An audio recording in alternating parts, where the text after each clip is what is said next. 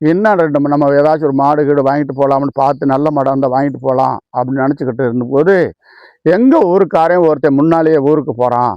அதனால் இந்த பணத்தை அவங்ககிட்ட கொடுத்து எங்கள் வீட்டில் கொடுத்துருங்கன்னு சொல்லி அந்த பணத்தை கொடுத்து அனுப்பிட்டேன். இந்த பணத்தை கொடுத்து அனுப்புனது இந்த 2 பேருக்கு தெரியாது. யாருக்கு? இந்த பணத்தை திரும்ப நோட்டமிட்டாங்க பாரு, அவங்க 2 பேருக்கும் தெரியாது. என்கிட்டே தான் அந்த பணம் இருக்குன்னு அவங்க நினச்சிக்கிட்டு இருக்காங்க. ஆக எனக்கு முன்னாலேயே பஸ்ஸில் போய் நான் ஊரில் இறங்கி ஒரு ரோட்லேருந்து இறங்கி கொஞ்சம் தூரம் நடந்துடும்.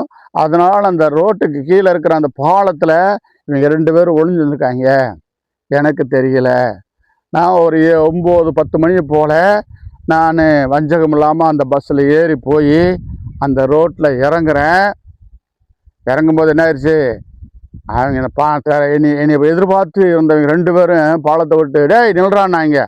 ஐயையோ நம்மளை கொள்ளத்தான் போகிறான் பணத்துக்கிட்டே. டேய் என்கிட்ட பணம் இல்லைடான்னு ஓடினேன். என்னடா நாங்கள் தான் பார்த்தோம் பணம் இல்லைன்னு சொல்லி வந்த சோறுக்கு விரட்டி என்னை வெட்டிட்டாங்க.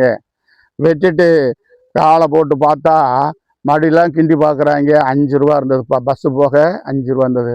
அடடடடா 5 ரூபாய்க்கு ஒரு ஆளை வெட்டிட்டுமே என்று சொல்லி அவங்க புலம்பிக்கிட்டே போனாங்க என்று பேய் சொல்லுது.